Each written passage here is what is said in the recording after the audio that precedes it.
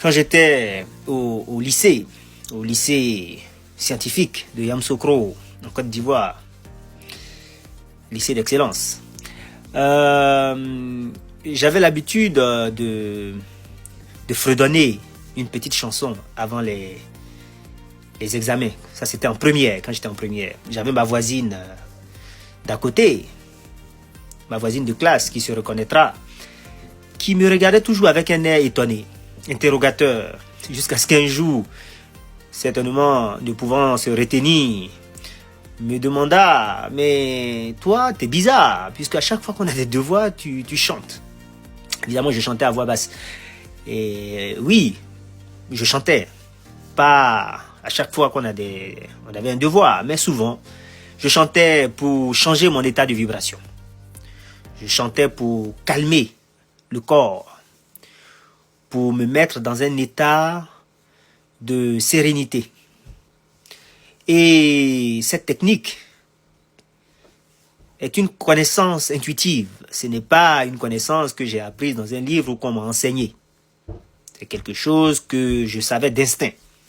Donc, instinctivement, je chantais. Et je savais que, en chantant une chanson bien choisie, une chanson calme, je savais que ça modifiait mon état physique.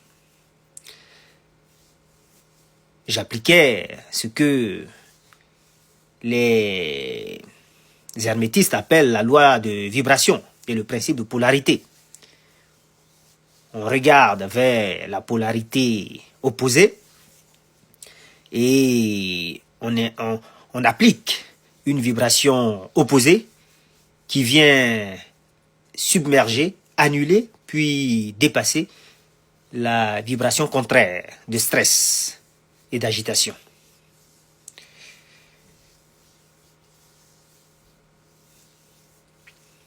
Il y a aussi une technique qui ressemble à celle-là, qui est basée sur le principe de réversibilité.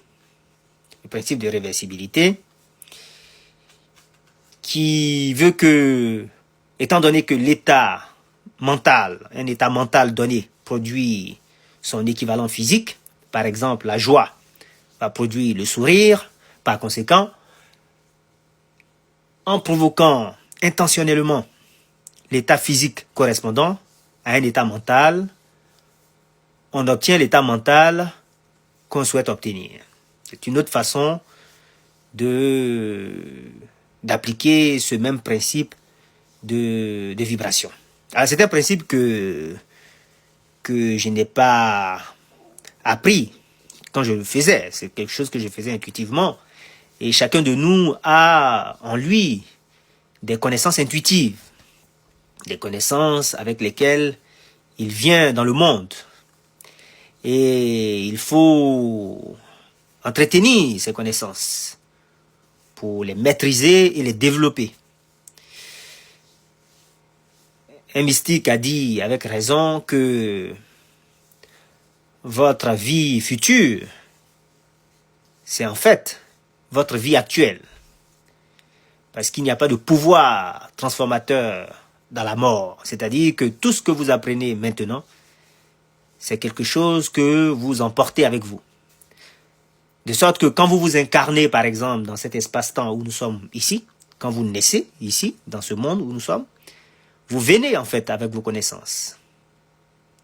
De telle sorte que cette loi de vibration que j'appliquais en classe de première au lycée n'est pas une loi que j'ai apprise dans un livre. C'est une loi que je connaissais d'instinct, de façon intuitive. Il y a d'ailleurs un homme politique en Côte d'Ivoire qui semble maîtriser à merveille le principe de réversibilité, puisqu'on voit que dans les situations les plus catastrophiques, il est toujours serein et souvent souriant. Et comme ce qu'on est à l'intérieur se projette à l'extérieur et attire les événements qui lui correspondent, je pense que ce gars doit savoir, cet homme politique doit savoir de façon instinctive ou peut-être par apprentissage, le principe de réversibilité et la loi d'attraction.